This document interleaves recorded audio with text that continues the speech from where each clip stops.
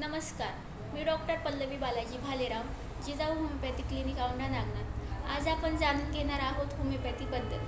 Homeopathy ही एक प्रभावी, उत्कृष्ट व नैसर्गिक उपचार पद्धती आहे, जी सौम्य आणि सुरक्षित आहे व रोगाच्या मूळ कारणावर विलास करते।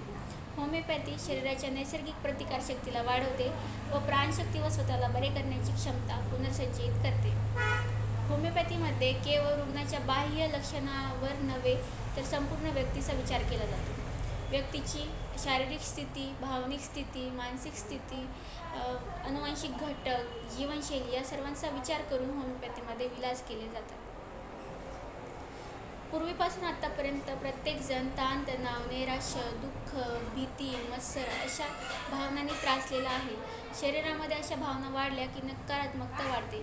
नकारात्मक विचारांमुळे शरीरामध्ये ॲड्रेनलिन व कॉर्टिसॉल नावाच्या हार्मोन्सचा स्त्राव वाढतो, ज्यामुळे उच्च रक्तदाब, हृदयविकार, झोपेच्या समस्या, लैंगिक हार्मोन्समध्ये बदल, ज्यामुळे पाळीच्या समस्या व वंध्यत्व येते। नकारात्मक भावना हेच शारीरिक तसेच मानसिक रोगाचे मूळ कारण आहे। मनाचे तळेमळे चंदनही अंगी पोळे, तुका म्हणे तुझा उपचार पीडा पूजा। जर मानसिक वेदनांमुळे शरीराचे तापमान वाढलेले असेल तर शरीराला चंदन लावण्याचा काय उपयोग?